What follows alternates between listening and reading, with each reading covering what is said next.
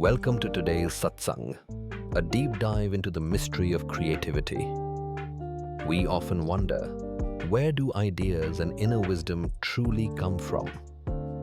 The answer lies in three hidden dimensions: darkness, emptiness, and consciousness. In darkness, everything is born. In emptiness, infinite potential rests. Through consciousness, creation takes shape. Just as a seed sprouts in the womb of the earth, so does our inner evolution. Today, we will discover how merging with these dimensions awakens our highest creativity. This journey leads us to health, peace, and ultimately, union with the Supreme. This satsang is about mystery of creativity by mergence in consciousness under emptiness and darkness. It is a spiritual and scientific satsang. It is very important to understand it deeply. If you try to understand it with seriousness and depth, you will find answers to many questions that arise in your mind. And when you receive those answers in depth, then whatever is happening around you will appear natural. You will feel, this is how it should be. Only then will we be able to live in this world with simplicity. So today's satsang is mystery of creativity by mergence in consciousness under emptiness and darkness. Here, it is very important for you to understand three words: darkness, emptiness, and consciousness. If you can grasp the depth of these three words, you will be able to do creative work in life with ease. First, let us talk about darkness. If you observe deeply, you will see that all around you there is darkness. Light only comes and goes. In the universe, too, everything is darkness. Even if you go inside the earth, there is only darkness. During the day, light comes only for a short while and then it disappears again. You light a lamp, light appears. When the oil of the lamp finishes, what remains is darkness. So understand this deeply: light needs power, it needs oil. But darkness needs nothing. It simply exists everywhere, at all times. That which is present everywhere, at all times, can that not be the very form of the divine? That is why the great knowers of this world understand that darkness itself is the form of God. They even worship darkness. Because it is within darkness that everything is born. It is because of darkness that we live. Even at night, when you rest, if there is darkness, you can rest well. If there is light, your rest gets disturbed. Now look at this: if a seed is sown above the ground, it does not sprout. On the surface it gets everything: air, water, even manure you may add. Yet it does not sprout. But bury it just a few inches into the soil, give it darkness, and within a few days it sprouts, and a tiny plant emerges from the soil. So there is a very deep power in darkness, a power which no one in this world truly knows what that power is. Darkness is the form of God. But we do not understand it. When you close your eyes and look within, what do you see? Darkness. It is in darkness that your food gets digested. It is in darkness that all the organs inside your body function. First, look at the earth. The earth is so vast, yet within the earth there is only darkness. And in that darkness, there is also gold.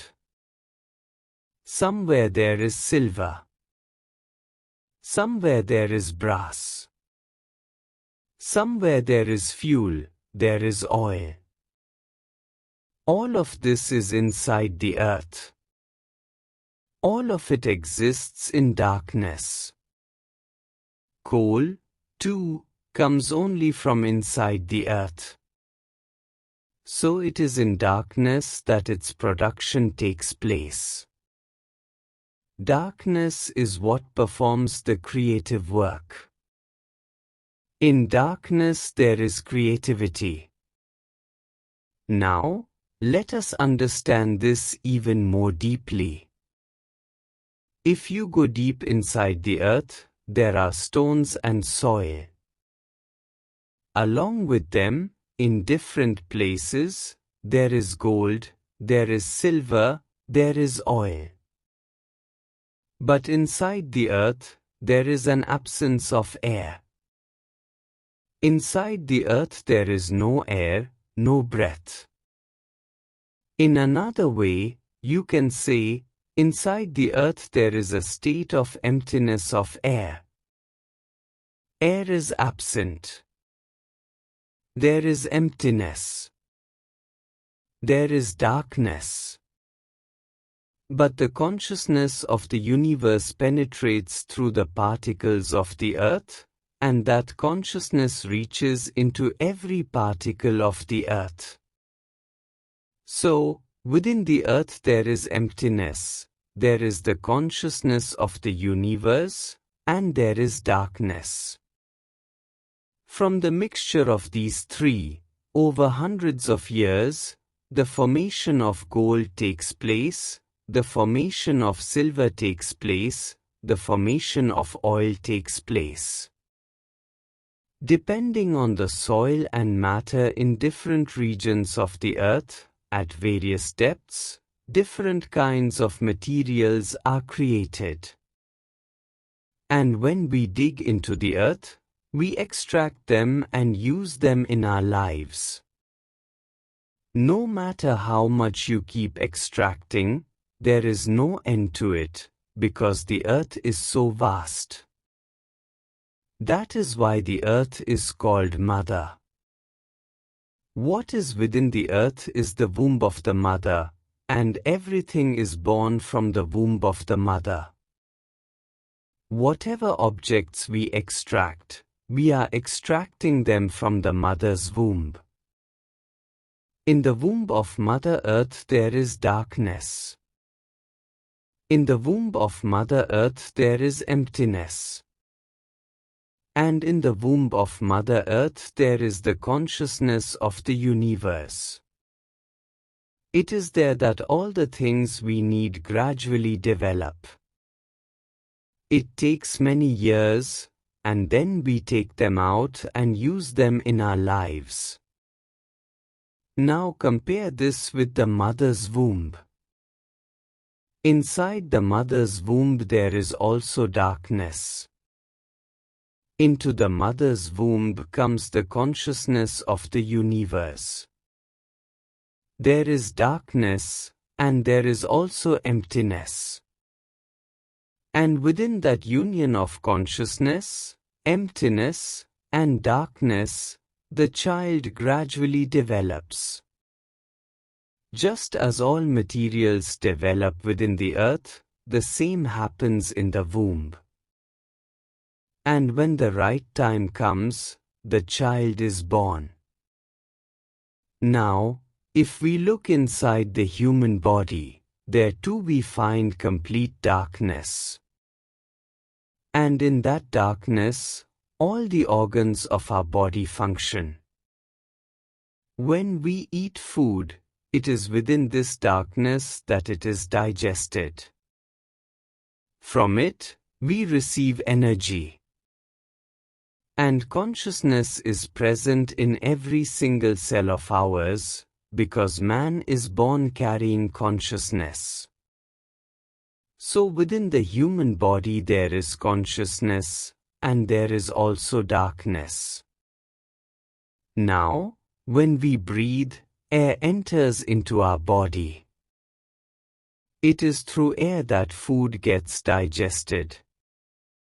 But as air flows in, our consciousness within the cells begins to fade. If we completely expel the air from the body, our state becomes exactly like that of the inside of the earth. There is emptiness, there is darkness, and there is consciousness. This is also the state of the mother's womb. And when this state arises within us, only then does creative power awaken in us.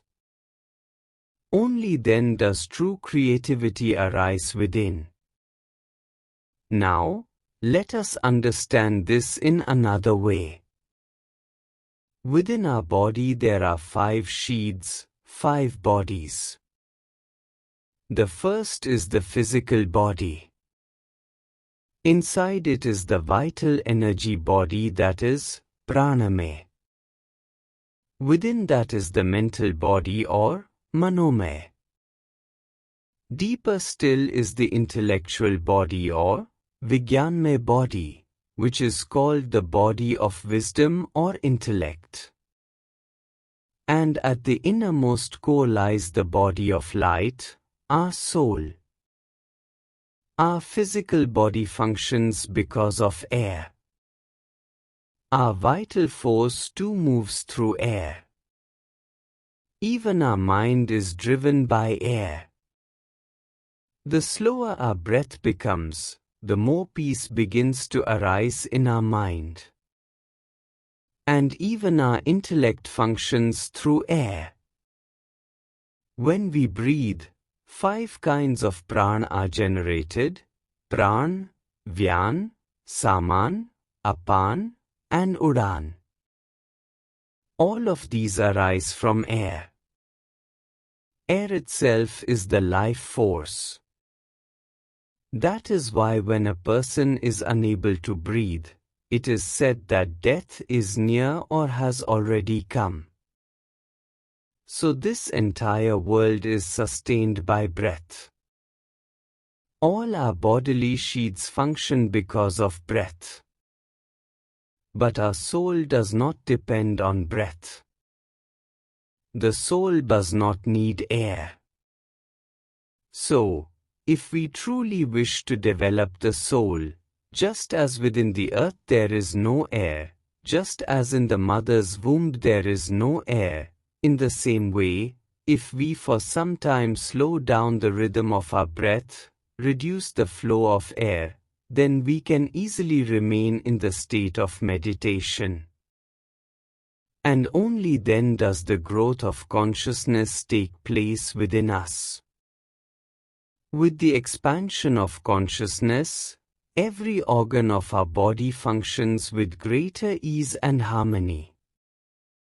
And not only that, the lifespan of each organ also increases. Science once conducted the slit experiment, also known as the observer effect. Why this result happens, even today scientists do not truly understand. Let us explain it in simple words. Suppose you go to a temple and receive the plate of aarti from the priest. If you are alone and no one is watching you, you simply rotate the plate before the Lord for 2 or 3 minutes, then place it down, bow, and leave. But if you are with family members, or if 5 or 10 other people are watching you, you yourself must have noticed, you do the aarti for a longer time. Alone, you finish in 2 minutes, but in front of others, when people are observing, you perform it with more devotion and in a more elaborate way. This is your nature. Not only yours, this is the nature of every person. If someone is being observed, they naturally behave more carefully. If a young woman is walking and she notices someone watching, she adjusts her sari and walks with more attention. Science too has the same rule. So, if we develop consciousness within ourselves, 3 things will happen. First, our health will improve. Second, within our body there is already darkness, that is natural. And third, if we slow down the rhythm of our breath, breathe as little as possible, or simply keep watching the breath, then the flow of breath becomes slower. When these 3 states come together within us, emptiness, consciousness, and darkness, then a creative power arises in us. This is what is called creativity. That means, when emptiness, consciousness, and darkness merge within, creativity naturally blossoms. You will begin to receive such ideas that you had never even imagined before. And these ideas do not come from the mind, because the mind has become empty. When there is no air, the mind is no longer active. All the research and discoveries that have taken place in the world have come only through consciousness. For example, when the steam engine was invented, it began with a simple observation. Water was boiling in a pot, and the steam was pushing the lid up and making it fall. In that moment, a thought arose in the scientist's consciousness: if steam has the power to push the lid, then surely it can also be used to move other things. If the power increases, it can drive machines. And after many years, the steam engine was invented. In the same way, when people saw birds flying in the sky with wings, a realization arose in their consciousness: if a bird can fly in the sky, then surely a machine can be made that can also fly in the sky. From this very thought, after years of effort, the airplane was invented. One scientist realized through his own consciousness that the milk a cow gives actually originates from within its muscles. Therefore, milk must carry the effect of meat, it must bear the influence of flesh. After many years of research, he succeeded in producing meat from milk. This means that drinking milk or eating meat is essentially the same. That is why truly sattvic, pure and disciplined, individuals do not even consume milk, because milk contains immense energy and drinking it greatly increases sensual desires. In essence, milk is a form of meat. How did this discovery arise? It came when the scientist's consciousness, resting in emptiness and darkness, entered into complete relaxation. In that deep state of rest, the idea emerged: this is possible. And in the same way, all creative works in the world are born. As I told you earlier, take Archimedes. He was sitting in a tub of water. He used to sit like this often, for many years. He always sat with his consciousness, but one day something flashed within him. The amount of water displaced from the tub must have some relation to the weight of my body. And from this realization he established a principle which is now known as Archimedes' principle. On this very basis, our boats float, and great ships move. So, discoveries have no end, but their origin is always through consciousness. You all have seen trains. The wheels run on rails, but between the wheels and the rails there is great friction, and much of the engine's energy is wasted in that friction. Then, through the creative spark of consciousness, a scientist realized, if the wheels could be raised just a few microns above the rails, friction would become zero and no energy would be lost. And so, by using magnetism, the wheels were lifted, and today the fastest trains in the world run on this very principle. And look at water falling from waterfalls. In villages, that very falling water was used to turn the watermill and grind grain. That same principle, in an expanded form, led to the invention of the hydroturbine. This too is the creative expression of consciousness. By diving deep into consciousness, much can be achieved. By going into the depth of consciousness and entering into the state of emptiness, Lord Mahavir experienced Kaivalya, the state of absolute knowledge. Kaivalya is the state of samadhi. Gautam Buddha too experienced nirvana through the development of inner darkness, emptiness, and consciousness, and he attained the state of samadhi.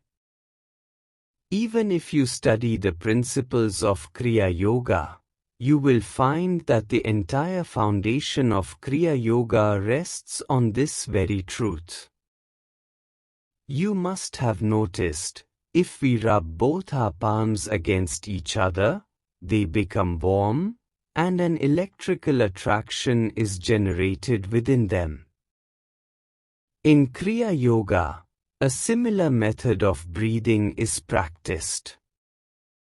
When you breathe according to the discipline of Kriya Yoga, the effect of consciousness within your cells, through the rhythm of the breath, takes the form of electrical waves.